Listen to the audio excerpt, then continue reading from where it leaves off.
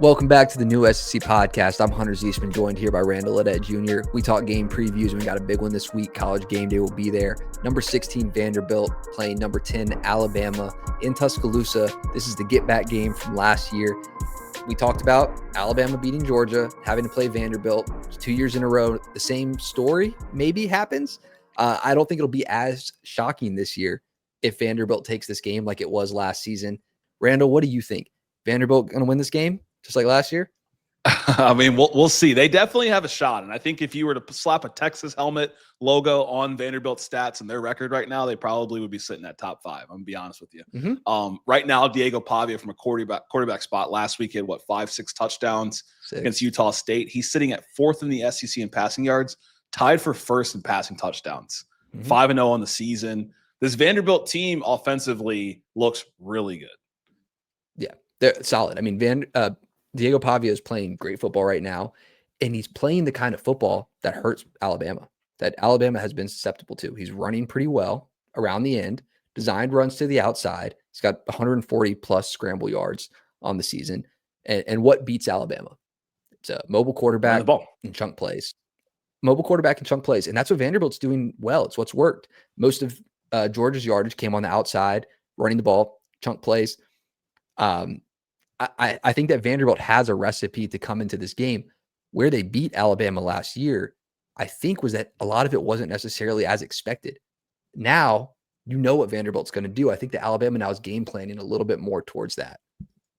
Yeah, I definitely think they could be game planning towards that, and I would hope they would, right? With Alabama, this team hasn't shown too many weaknesses in the last 3 games.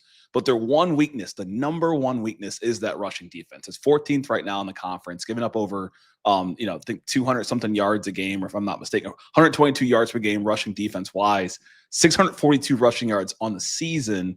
You look at those 2 big games that happened in 230 against Florida State, 227 against Georgia. Florida State lost. Georgia game was close by the scoreboard. That is the formula to beat Alabama in this game. Yeah, efficient running. I do think that if you look from Florida State to Georgia, how those running yards came, that the Alabama defense looks drastically improved from week 1 to Georgia game. It just looks like night and day. Week 1 seemed like a bit of an effort thing, misposition, fundamentals. This one against Georgia, the running yards came at the hands of a great running back, great play. Like, he would have a couple of good plays. A lot of those yards came on few plays. I know when we were talking earlier, we talked about the breakdown of those stats, but most of the yards came on a few runs, and then most of them Alabama shut down.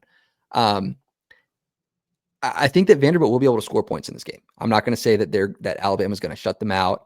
I do think that Vanderbilt will be able to make some things happen. This is going to be a game of few possessions. There are 2 teams that love to possess the ball, long drives. I think Vanderbilt's 20th in time of possession, Alabama's 30th. So you're going to have to take advantage of every opportunity if it's a back and forth game. Definitely have to take advantage of every opportunity. And I think where Bama has the edge in this game is their offensive efficiency compared to Vanderbilt's defense. We saw them give up over 30 points to Utah State. I don't think Utah State's a slouch. They scored a lot of points on A&M as well, a top 10 potentially SEC defense in some capacities. This defense still has some gaps. They're going to need some help from Miles Capers coming off the edge, 3.5 sacks on the season right now. He's 4th in the conference. If they're going to give Ty Simpson clean pockets, he's going to dot him all day. But if they can get pressure on Ty Simpson, slow down what I think needs to be a more improved Alabama rushing game, they being Vanderbilt has a chance. Georgia got 1 pressure in the game on Alabama's starting O-line. 1 pressure. I don't see Vanderbilt being able to do that. They gave up 56 points in the last 2 games. You talked about it. Utah State, Georgia State. I think Alabama goes for 40 plus, because where is Vanderbilt going to match? 40 ball plus. Where does Vanderbilt match up here? I don't think we gave him a helmet on our team of the week, but CJ Hurd, I think we gave him an honorable mention for Vanderbilt at safety, primarily playing deeper out of the box, great on cleanup, great on the deep ball. Where does Vanderbilt's DBs match up with all of the Alabama receivers and weapons that they have right now. I mean, they threw the ball to 8-9 guys last week. I don't see the matchup here to be able to match up with a field that has Isaiah Horton, Jeremy Bernard, Ryan Williams, Latsier Brooks. You're bringing all these guys, and you got Jam Miller catching swing passes left and right out of the backfield. You said it best. You said it best. I don't think they match up well defensively. It's going to come down to time of possession and can they hold the football. Vanderbilt's second in the conference right now in rushing yards per game, 271 yards a game. They're going to run the football.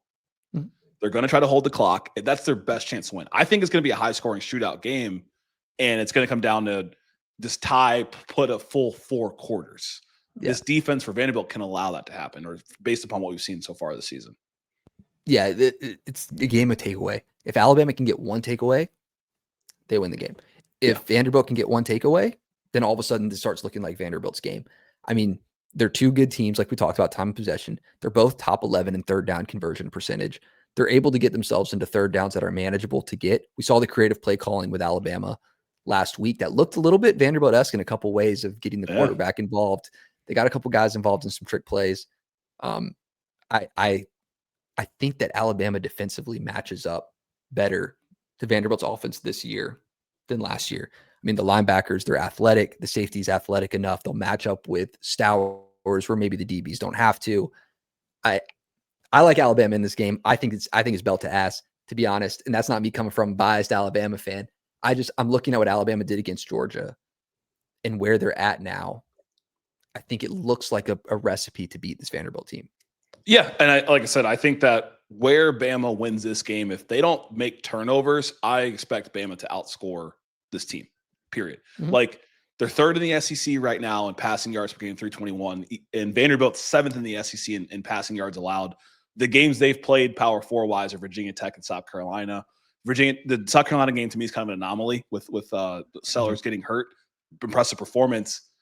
It's going to come down to a Money Manziel type moment from the guy wearing number 2. Like, he's got to go into Bryant-Denny, pull off the upset, work the heroics. And if any guy can do it, it's him. I'm taking Alabama in this game, 38-24, but it's going to be close for a while. I think it's close, at least in the first half. I could see it being 24-21 going into the half, and then Bama pulls away in the second half.